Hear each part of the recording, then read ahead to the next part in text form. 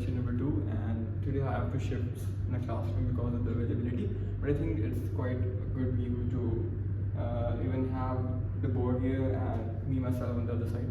So let's continue. Today our topic is really fascinating because we are shifting from lecture number 1 to lecture number 2. Lecture number 2 will also have different sort of chunks, and every chunk will be defining a new concept, and all those concepts will lead towards an video of chapter number 2. They will learn about something new and something fascinating and something related to quantum computing, more about more about getting into the intuition part, but the actual practical part. So today's our topic is Qubit. So Qubit is very important. Like in classical computing, this is a really fascinating word. Like classical computing, you actually say something which is like related to past or historical. So in classical computing, we have two types of bits. You call it a bit when you have a amount of chunk or amount of signal, either it's 0 or 1. In classical computing, we have this kind of chunk of signal or bit, you can say. 0 defines that this part is true, and 1 defines that this part is false. We actually choose one of them when you are going to define something in your circuit or in your information part in classical computing. But when you come into the quantum computing part, you actually come along something new, which is called qubit. In classical computing, you have to compute things in a linear way, so you use the combination of 0 and 1 in very different ways, like 0, 0, 1, 0, 0, 0, 1, to get your answer done. But when you are talking about quantum computing, you are not going linear. You are going in every possible way with the help of interference and choosing the one which is like the most possible or best according to your situation inside a block sphere, which is another topic to discuss.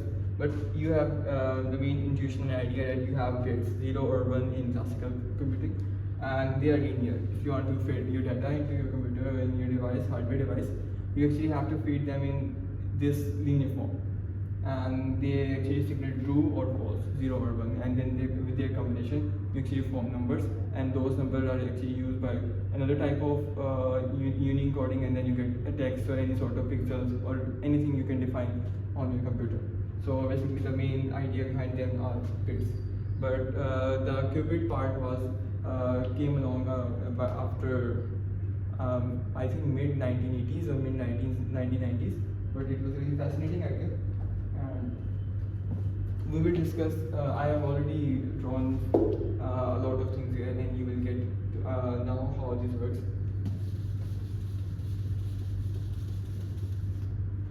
Okay, so this is a simple representation of qubit used by AutoCAD in this video. So I am actually using this one, and there are many different representations. This is actually not a representation of Bloch sphere right now. Bloch sphere is something like a circle with x, y, and z axis and have a point. But this is a single representation of a qubit, which is actually going to be represented in a Bloch sphere in the next parts or in the next videos. So there are two states right now. We have two states defined by qubit here. Ground state and excited state. Ground state is defined by 0. And the excited state is defined by number 1. And why we have this kind of representation here, like this kind of representation and this kind of representation. The idea behind this kind of representation is the representation of matrices. So when you do this kind of representation, it means that you are representing a column matrix like this, and when you are doing this kind of representation, you are actually representing a row matrix.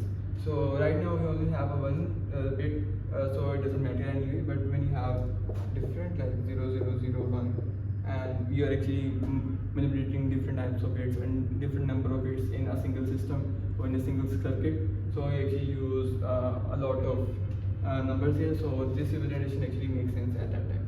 So I really want to make this clear because people are actually getting confused. Like I was also confused when I saw what is this.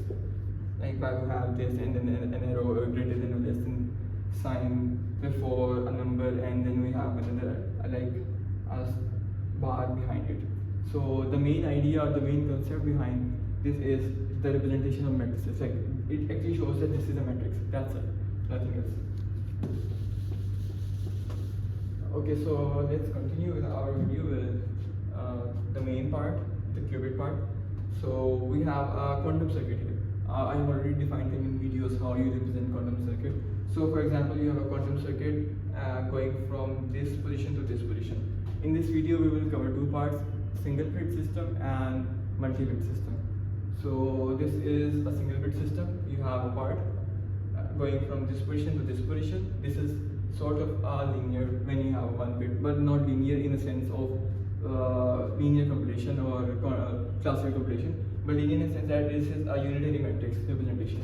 You have A, B, and C inside this quantum circuit, and when you go along this way, you have this unitary matrix, the unitary matrix of all of them, all of these gates, and you get this.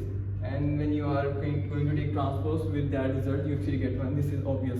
When you take transpose, multiply matrix with this transpose, you get one. So identity representation.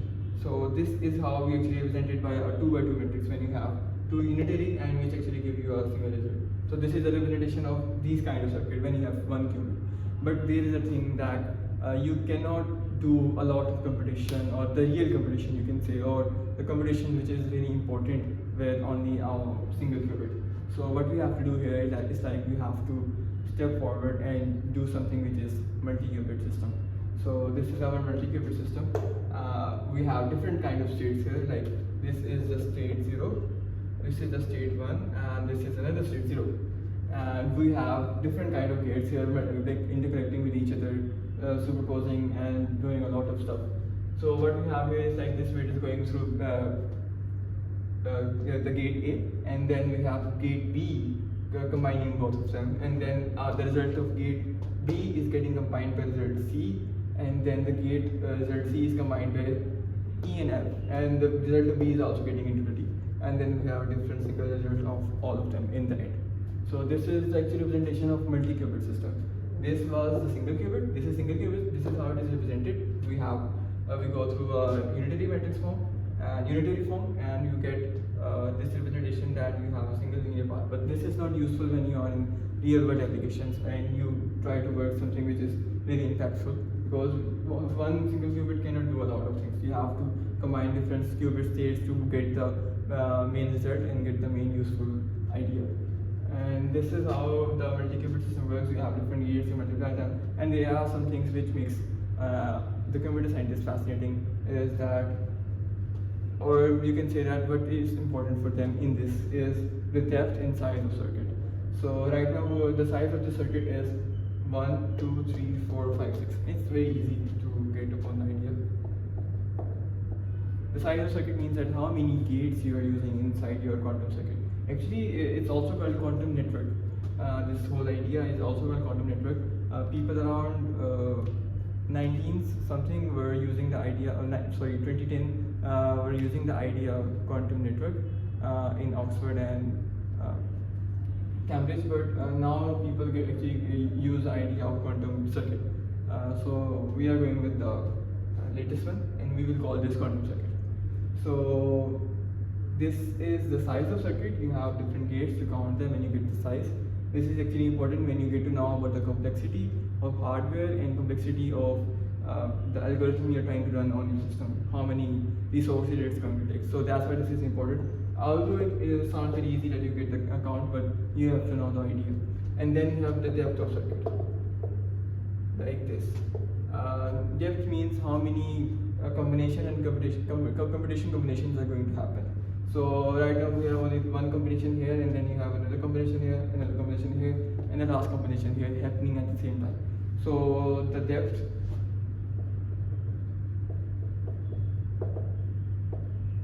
of the circuit is 4, which means that the circuit of 3-qubit system is going through a depth 4 from a size 6 circuit.